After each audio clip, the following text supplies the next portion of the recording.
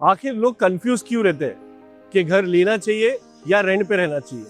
आज हम करने वाले इस सवाल का सच्चा पोस्टमॉर्टम, और इसका जवाब सिर्फ कैलकुलेटर से नहीं, दिल से भी आएगा, क्योंकि ये घर की बात, रियल एस्टेट का real show for young Bharat, first time buyers and future millionaires. आज के 75% से ज़्यादा लोग रेंट पे रहना ज़्यादा पसंद करते हैं। आखिर क्यों? क्योंकि फ्लेक्सिबिलिटी है। आम्हाला फायनान्शियल फ्रीडम पाहिजे।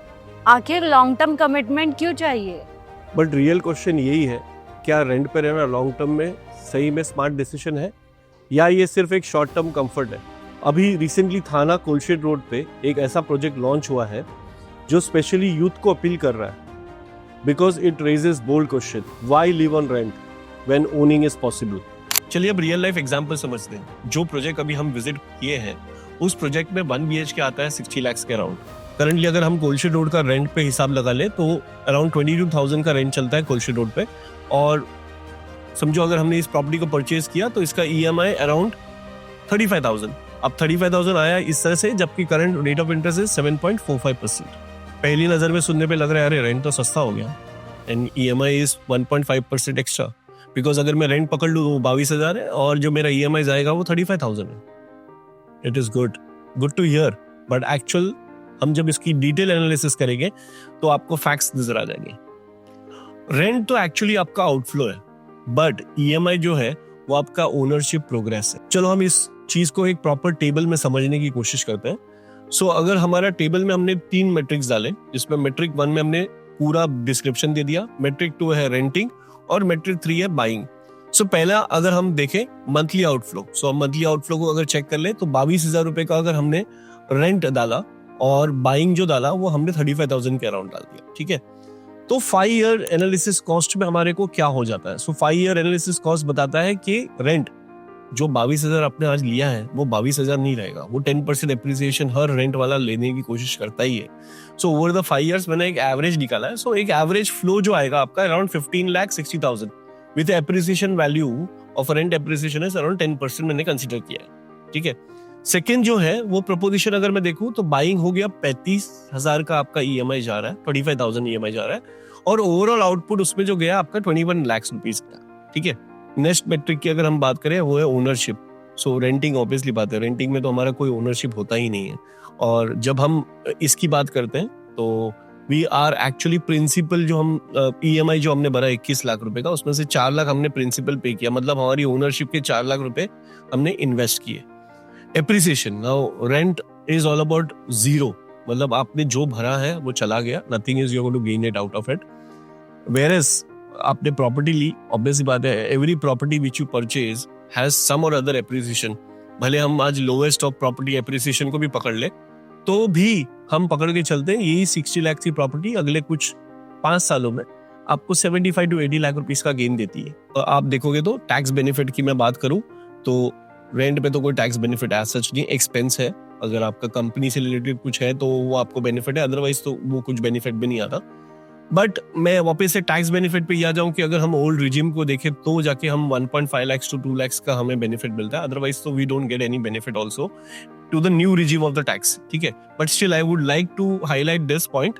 सो नेक्स्ट पॉइंट जो है वो है स्टेबिलिटी। सो ऑब्वियस बात है, एक रेंटल हाउस में you are not going to go beyond 3 years। 3 साल से ऊपर तो कोई भी रेंट वाला जो बंदा है आपको रखेगा ही नहीं। सो 5 साल में आपके 2 चेंज होने वाले हैं, if at all I just consider.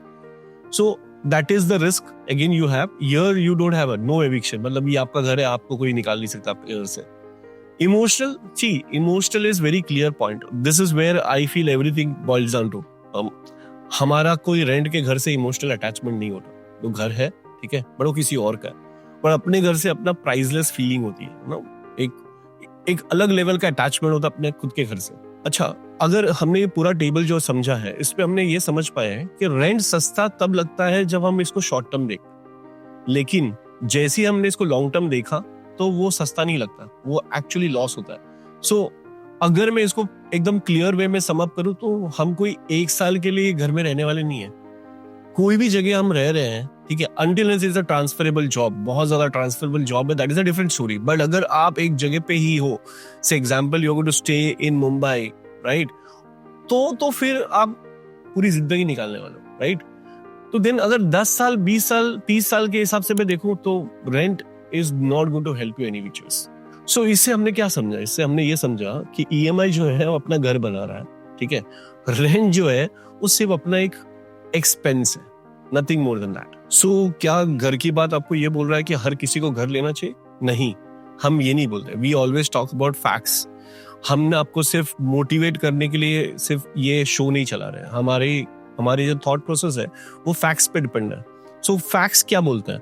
अगर आपका income to expense ratio of EMI is around 45 to 55%, then you have to buy a home, ठीक है। देन अगर आपका थॉट प्रोसेस, अगर आप ये सोच रहे हो कि मेरे को एक जगह 10 से 15 साल रहना है, then you have to buy a home. अगर आपको वेल्थ बिल्डिंग, जो हम इसको सिंपल बोलेंगे एसेट डेवलपमेंट, अगर आपका गोल है, then you have to buy the home. So real estate is no brainer, ठीक है। लॉन्ग टर्म में ये आपको सिक्योरिटी भी देता है, प्लस ये आपके लिए एक प्राइड का जरिया भी बनता है। सो फाइनली घर लेने का जो डिसीजन है वो कैलकुलेटर से शुरू होता है और वो मम्मी पापा के ये बोलने पे खत्म होता है कि बेटा तेरा घर हो गया। तो बात करते हैं अब हमारे इस प्रोजेक्ट की, और इस सॉलिड प्रूफ के साथ जो अभी हमने डिस्कस किया था, ठीक है। तो युवा राज्य, ये जो स्क्वायर फीट ग्रुप का प्रोजेक्ट है कोलशेड रोड पे, हमने ये बात किया था, ये this is a location. Location is the सबसे important thing when you are buying a home. This is a good location. Kolshet road is one of the location जिसमें आपका एक्सप्रेस हाईवे नजदीक है, विद्यापीठ नजदीक है, विवियाना मॉल नजदीक है, ठीक है। And also this is a walking distance for lot of things. तो आपकी डेली नीड्स जो है वो वॉकिंग डिस्टेंस पे। सबसे पहला हाईलाइट जो इस प्रोजेक्ट का है वो है 1.23 लाख स्क्वायर फीट का podium. This is huge when we talk about any lifestyle amenities. ये सबसे बड़ा पोडियम है जिसकी हम बात कर रहे हैं। Then 9,000 square feet clubhouse. This is also very fantastic to look at. 25 plus amenities plus premium conscious services. These are the wonderful things when you're buying a good home. जब आप किसी अच्छे घर की बात करते हैं तो these are the amenities which always you look at. ठीक है, अब आते हैं exactly आपके बजट पे। तो ये प्रॉपर्टी जो है डेफिनेटली आपके बजट में है। अगर आपका बजट 63 लाख के आसपास में है, 2 BHK अराउंड 98 लाख पे आता है, और 1+1 ऐसा इनका एक जोड़ी अपार्टमेंट है जो देखने में बहुत अच्छा है, and I like the apartment as such. तो ये अराउंड 750 प्लस कारपेट का आपका हो जाता है, एंड ये आ जाता है लगभग आपको 1.39 करोड़ के आसपास। सो चॉइस आपका है, आपको क्या देखना है, क्या लेना है, this all I leave it on you. सबसे इंपॉर्टेंट चीज ये प्रॉपर्टी के अंदर करंटली, एज आपको पता है, we are heading towards end of the year, so there is something end of the year sale चालू है इनके यहाँ पे, और इसके लिए they are trying to give you some good discounts, spot booking offers, बहुत सारे ऑफर्स है। So do check the description box for a complete detail about the project, because see घर की बात, we are not giving you any broker influence, because हम कोई broker नहीं है। We are a channel who try to give you best of products in market. हमारा काम आपको अच्छे projects, अच्छा lifestyle अगर कहीं available है उसके बारे में सिर्फ बताना, कॉन्टैक्ट करना आपका खुद का काम है। सो नीचे दिए गए नंबर्स पे आप कॉन्टैक्ट करिए। दोस्तों, डिसीजन आपका है।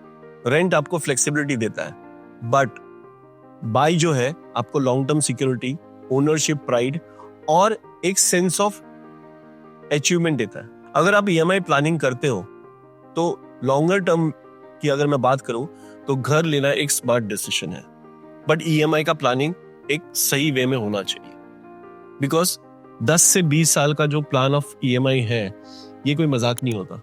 घर की बात रियल एस्टेट का एक रियल शो है जिसमें हम हर हफ्ते आपके लिए अच्छे प्रोजेक्ट्स और एक नॉलेजेबल कंटेंट लाने की कोशिश करते हैं। अगर आपको हमारी कोशिश अच्छी लग रही है तो प्लीज हमें लाइक, सब्सक्राइब और शेयर करिए। तब तक के लिए स्वाइप मत करो, सोचो, स्क्रॉल मत करो, समझो, और देखते रहो घर की बात।